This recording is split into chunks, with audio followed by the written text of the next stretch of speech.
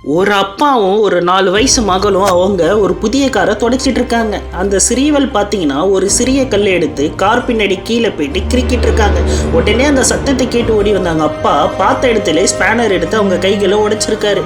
அந்த சின்ன பொண்ணு பார்த்தீங்கன்னா ரொம்பவே வலியில துடிக்குது.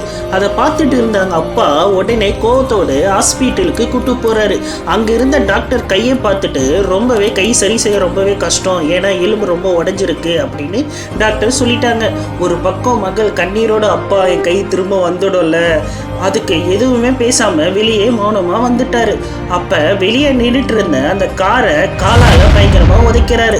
அப்ப மகள் கிறுக்கி வச்ச கவனித்த அவரு தலையில கையை வச்சு அந்த இடத்துல கீழே விழுந்துட்டாரு. அப்படி கார் பின்னாடி என்னவாக இருக்கும்? அதுக்கு முன்னாடி நம்ம சேனலை சப்ஸ்கிரைப் பண்ணலாம், சப்ஸ்கிரைப் பண்ணிக்கோங்க.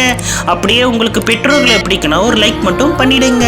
அது என்ன எழுதி இருக்கு தெரியுமா? ஐ லவ் யூ அப்பா. இந்த கதையில இருந்து என்ன தெரியுதுன்னா, ஒரு பொருளை தான் பயன்படுத்தணும், மனிதர்களை என்னைக்கும் பயன்படுத்தக்கூடாது, மனிதர்களை தான் நேசிக்கணும், பொருளை என்னைக்கு நேசிக்க கூடாது. ஆனா இந்த காலத்துல பொருளை தான் நேசிக்கிறாங்க, இங்க மனிதர்களை நேசிக்க மாட்டாங்க.